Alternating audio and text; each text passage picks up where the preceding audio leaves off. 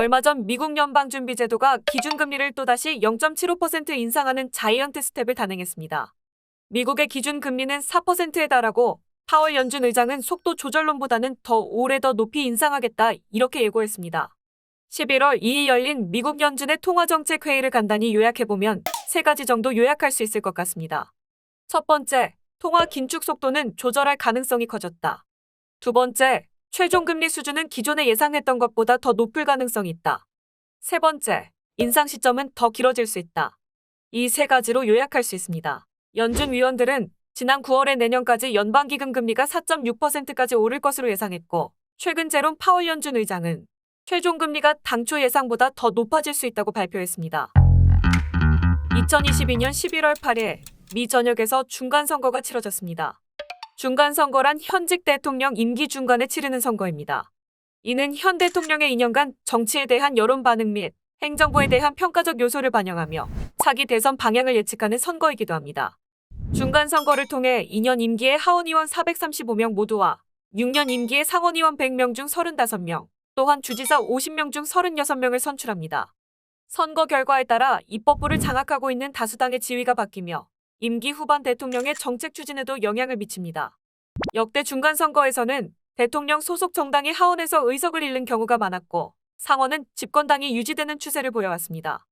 이번 2022년 중간선거에서도 공화당이 붉은 물결을 휩쓸 거라 예상했지만 예상외로 민주당과 공화당은 치열한 접전을 펼치며 투표를 이어가고 있습니다. 현재 하원 선거는 민주당 203명, 공화당 212명으로 공화당이 4년 만에 하원을 탈환하였습니다. 상원 선거는 민주당이 네바다주에서 극적으로 승리하면서 50대 49석으로 조지아주 결선 투표에 남은 한 석이 발표되어도 민주당은 다수당 지위를 유지하게 됩니다.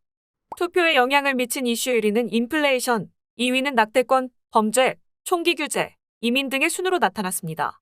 인플레이션 문제로 많은 표를 잃을 줄 알았던 민주당이 의외로 선방하고 낙태법 금지에 대한 여성들의 표가 공화당에서 민주당으로 크게 움직였던 게 이번 선거의 변화 요인으로 나타납니다. 그럼에도 예산 편성권과 입법권을 거머쥔 하원이 이미 공화당으로 넘어가면서 바이든 대통령과의 충돌은 불가피한 것으로 예상됩니다. 지난 8월 16일 바이든 대통령의 서명에 따라 인플레이션 감축법이 발효됩니다. 인플레이션 감축법은 미국 내 급격히 오르고 있는 인플레이션을 완화시킨다는 명분하에 마련된 법으로 의약품 가격 인하, 기후변화 대응, 그리고 법인세 인상 등의 내용을 포함하고 있습니다. 하지만 공화당은 계속해서 인플레이션 감축법에 포함된 기후 관련 지출, 법인세 인상, 학자금 대출 탕감 등 바이든의 돈풀기가 인플레이션 급등을 부추겼다고 지적해왔습니다. 이미 공화당은 이에 대한 청문회를 열겠다는 등 개정을 하겠다고 선언하였고 정부 지출을 줄이고 세금을 낮추겠다고 발표하였습니다. 또한 하원 의장이 된 케빈 메카시는 미국 권력 3위로서 막강한 권한을 가지게 되는데 그는 지난 18일 한 미국 매체사와의 인터뷰에서 공화당이 하원 탈환 시 우크라이나의 백지 수표 지원은 없을 것이라고 발언한 바 있으며 중국의 경제 군사적 위협 억제에 집중, 중국의 코로나 바이러스 기원에 조사하겠다 등 바이든 행정부의 중국 억제 정책을 압박할 것으로 예상됩니다. 또한 공화당 하원 의원 테일러 그린은 민주당이 미국 남쪽 국경에 더 신경을 써야 한다며 지적을 하였습니다. 이로써 공화당은 바이든이 우선순위로 두었던 환경, 의료, 복지, 교육, 낙태권, 우크라이나 지원 관련 법안 등의 변화를 주고 국경 안보, 경찰 예산 확대, 안전 등의 이슈에 더 집중할 것으로 나타납니다.